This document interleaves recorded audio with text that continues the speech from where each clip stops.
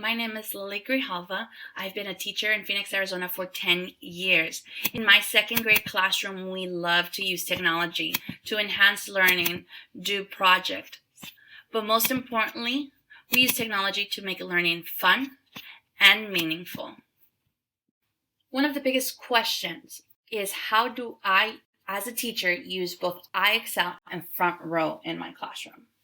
One of the biggest difference in my perspective is the assignments. In IXL, as a teacher, when you are trying to have them practice a specific skill, you have to be very specific. For example, you tell the students, you must go to second grade Q4, and they have to look for that. Where in front row, you get to assign specifically what do you want them to practice. And once you assign that, it gives you a list of how many students you assigned it to, how many completed it, and how many did not complete it. One of the biggest differences that my students always mention are the screen that they see. So in IXL, they have the grade levels, and then they get to choose what skill to practice. And they just have this long list of skills that they could choose from. Now on front row, when they go into math, they choose by domain. They cannot choose by grade level. Once they go into a domain, they just have to go in order of levels and not skip around. Finally, the last difference I will be speaking about is ELA. In IXL, language arts consist of grammar type of problems, where in front row, if you go to ELA, it is comprehension and writing. So in front row, here are some example of second grade comprehension questions where they look into the text to see what they understood. And then after that, they get a writing prompt related to what they read, which they are responsible for typing out an answer.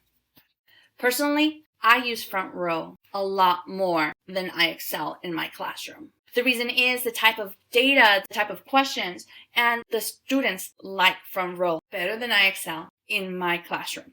Each day, students are required to log into front row to do self-practice. In my classroom, I have a wall that has a picture of each domain in front row. Top of each domain, I have a day of the week.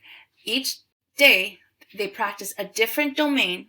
This way, students practice different domains and different skills throughout the week. Underneath of each domain, I have paper where I write students' names that have mastered all the levels that I want them to master. Now, how do I get that information? That is very simple. I go into my reports analysis. This is one of my favorite reports to use in my classroom. Then I get to see by domain every standard that my student has practiced. And it tells you with how much difficulty they were able to pass that standard and where they are currently at. And it gives you that information for every single domain. I also use front row to give my quizzes at the end of a unit and to do self-check. So I assign a practice, and depending on the report, I know if I need to work more on that concept or they are ready to take an assessment. The type of questions that front row uses really makes my students think because they are worded differently. Web programs are like teaching. There's many different teaching styles to get to the same goal. Both IXL and front row have really good resources. Some of you ask, but which one do I try in my classroom?